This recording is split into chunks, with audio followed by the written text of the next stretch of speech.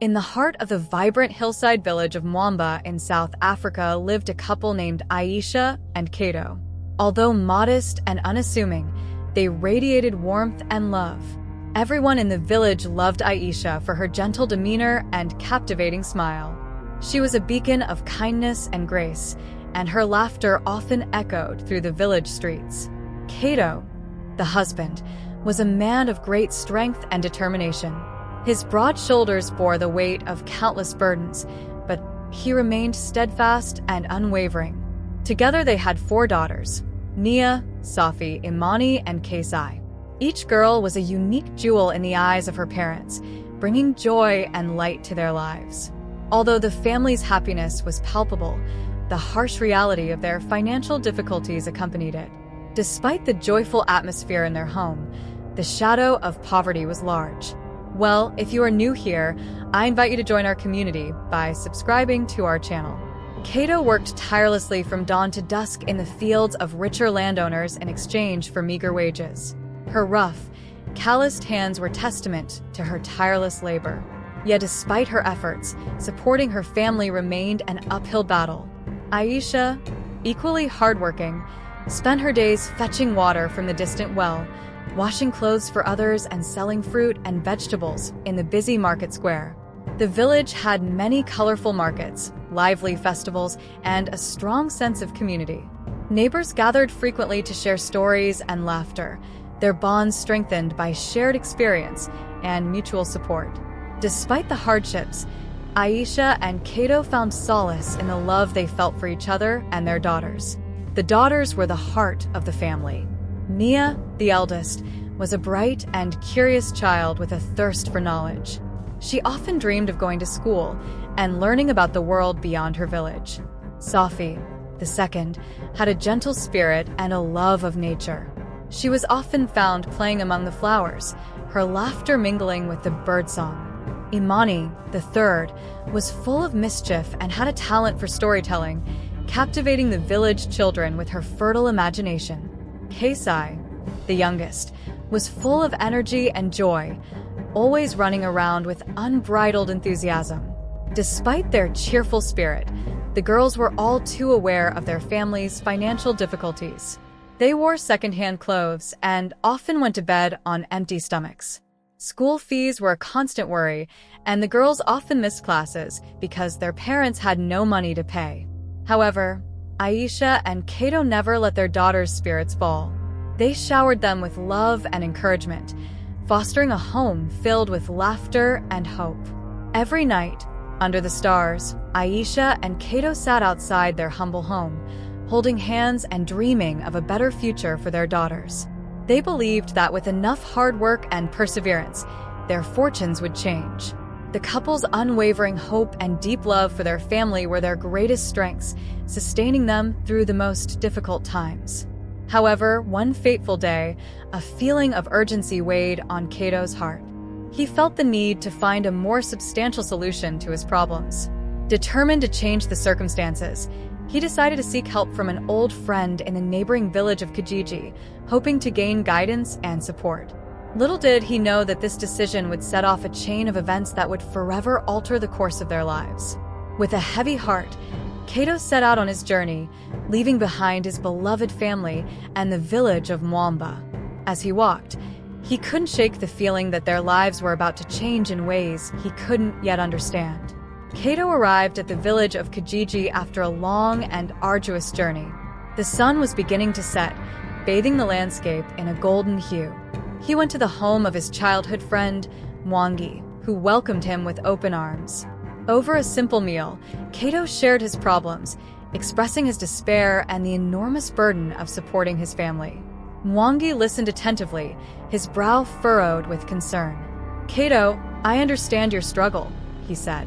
"Life has not been kind to you, my friend, but there is someone who can help you, even if it involves great risks."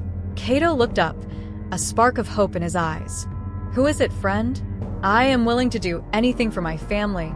There is an old herbalist named Baba Yua," he explained, approaching Kato. "He lives deep in the Nyambani forest. He is known for his potent medicines and ancient rituals, but his help comes at a high price." Cato's heart was pounding with a mix of hope and fear. "What kind of price?" he asked, his voice barely above a whisper. Mwangi hesitated before answering. "They say their rituals require great sacrifices, but I don't know the details. You must decide if you are willing to take the risk." "I have no choice. I must do whatever it takes to give my daughters a better life," Cato declared. The next morning, Mwangi led Cato to the edge of Nyambani Forest. The dense canopy of trees loomed ominously above them, casting dark shadows on the ground. "Be careful, Cato," Mwangi warned. "The path forward is not easy, but I believe you will find the strength within yourself." Cato set off alone into the forest, following a narrow, winding path that seemed to have no end.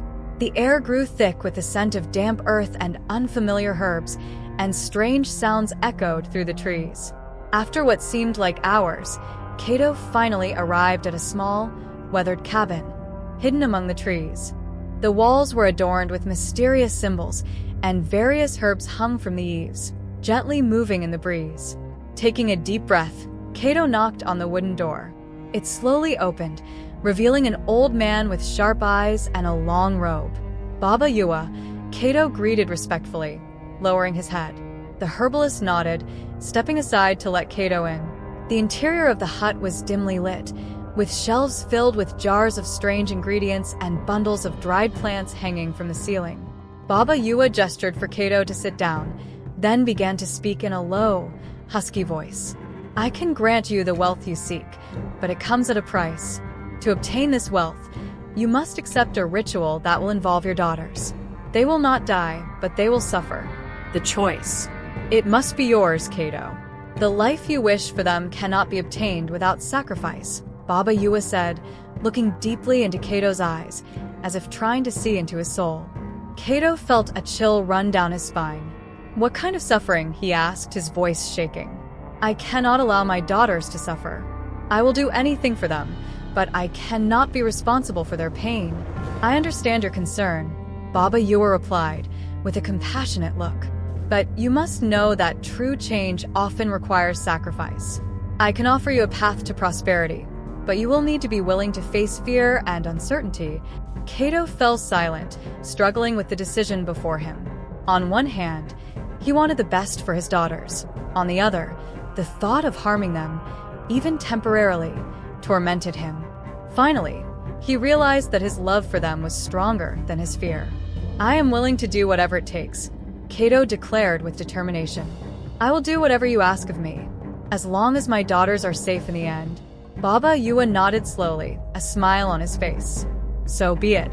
I will prepare you for the ritual. But you must return home and make sure that your daughters are willing to participate. Their consent is essential."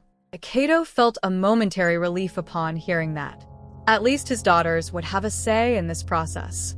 After discussing the details and instructions of the ritual, Cato said goodbye to the old man and set off on his way back to Mwamba, his heart filled with a mixture of hope and fear. Arriving home, Cato found Aisha and her daughters gathered around the table, laughing and sharing stories. The warmth of home enveloped him, and for a moment, he forgot the burden he carried. When the laughter died down, Cato shared his experience with Baba Yua and the sacrifice that the ritual entailed.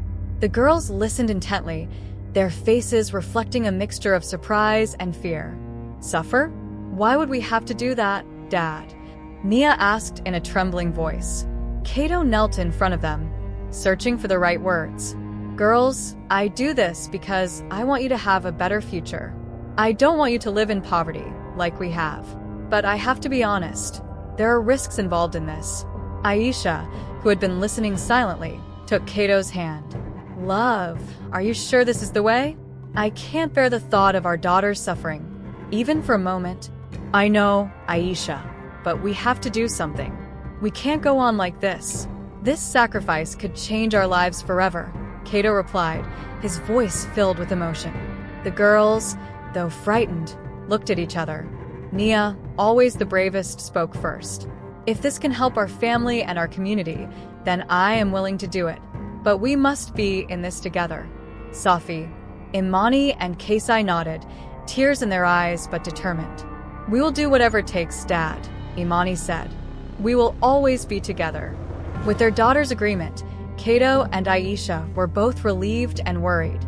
They spent the night preparing the girls for the ritual, making sure they understood what was at stake. At dawn, they headed for Nyambani Forest, Kato's heart pounding as they approached Baba Yua's hut. Once there, the old man greeted them with a solemnity that made the atmosphere heavy. "Are you ready?" Baba Yua asked, his voice echoing through the hut. Kato took a deep breath and nodded. The ritual began with a series of invocations and dances, where Baba Yua used herbs and oils to prepare the girls. Each of them was overwhelmed by the energy surrounding them, a mixture of fear and excitement. As the ritual progressed, the girls began to experience visions of a bright future, a future where their family prospered. However, as the visions intensified, so did the pain. The girls felt a growing discomfort, as if a part of them was being removed. Kato, seeing the suffering on their faces, felt a knot in his stomach. "Baba Yua, is this really necessary?" he cried, his voice filled with anguish. The old man looked at him with a mixture of understanding and compassion.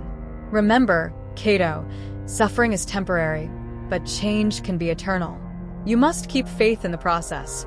With every word Baba Yua said, Kato felt her heart breaking. As tears fell from her daughter's eyes, Kato's determination turned to despair. "I cannot allow them to suffer any more," she cried. At that moment, the girls, almost in a trance-like state, began to murmur words of encouragement. "Dad, we're okay. This is part of the process. Just trust us," they said in unison. With a mixture of pain and love, Kato realized that he couldn't protect them from everything. He had to rely on his strength. And so, he stayed by their side, holding their hands as the ritual reached its climax. Finally, the pain began to dissipate, and the girls found peace in their hearts. When the ritual was over, they felt strangely light, as if a burden had been lifted from their souls. Baba Yua smiled, pleased with the results. "Now, go and live your life with gratitude and purpose. The wealth you seek is coming your way," the old man said, as he handed them small amulets made from sacred herbs. A relieved Kato and Aisha hugged their daughters, feeling that love and unity had prevailed. After emerging from the forest, they realized that the life they had longed for was within reach. Over time, opportunities began to emerge in their lives. The girls, stronger than ever, found ways to contribute to the community, learning and growing together. The family became a symbol of hope in Wamba, showing that love, unity, and determination could overcome any obstacle. Kato and Aisha, although they faced challenges, never forgot the sacrifice they made and the lessons learned through pain. And so the story of Kato and his family became a legend in the village, a reminder that even in the darkest times, love and faith can light the way to a bright future. As the months passed, life in Wamba began to flourish. Kato and Aisha's daughters, driven by the sacrifice they had made, became role models in the community. With the support of their parents, they set about learning skills that would enable them to help their family and their village. Nia, the eldest, became a fervent advocate for education. She began organizing informal classes in the market square, where she taught the village children to read and write. Her passion for knowledge inspired many parents to send their children to school, and soon, the village saw an increase in school attendance. Safi, with her love of nature, began working in sustainable agriculture. She joined a group of women in the village to cultivate a community garden, where they taught others about farming practices that not only fed their families, but also cared for the environment. Their work helped improve the quality of crops and increase food production in the village. Imani, the storyteller, used her talent to bring the community together. She began organizing storytelling nights where people would come together to share stories of their culture and traditions. These nights became a space for people to connect, learn, and celebrate their heritage, further strengthening community ties. Kaysai, the youngest, surprised everyone with her energy and creativity. She started making small works of art and crafts, selling her creations at the market. The people of the village were captivated by her talent and, In the end, her works became a symbol of hope and resilience, inspiring others to express their creativity. Proud of their daughters, Cato and Aisha felt renewed at how their sacrifice had paid off. The family worked together, supporting each other and celebrating each other's achievements. Although they still faced challenges, the unity and love they shared gave them the strength to carry on. One day, as they sat around the table sharing a meal, Cato looked at his family and felt a deep sense of gratitude. "I never imagined our lives could change this way," he said, his voice filled with emotion. "You are the reason I keep fighting. Your bravery and determination are what have brought us this far." Aisha smiled and took her husband's hand. "We did what we did because we believed in our daughter's future. And now, seeing all they have achieved, I know we made the right decision." The daughters smiled, feeling the love and pride of their parents. They understood that their journey had not just been about them, but about the community and the impact they could have on the world around them. Over time, the story of Cato and his family became an inspiring example for others in the village and neighboring communities. People began to look for ways to work together and support each other, recognizing that true wealth came not from material goods, but from love, unity, and commitment to the well-being of all. The village's annual festivals began to include rituals that honored the sacrifice and bravery of Cato and his family. At these celebrations, people shared stories of success and gratitude, always remembering that love and community were what mattered most. Over the years, life in Mwamba continued to thrive. Cato's daughters grew into strong, empowered women, each making their mark on the world.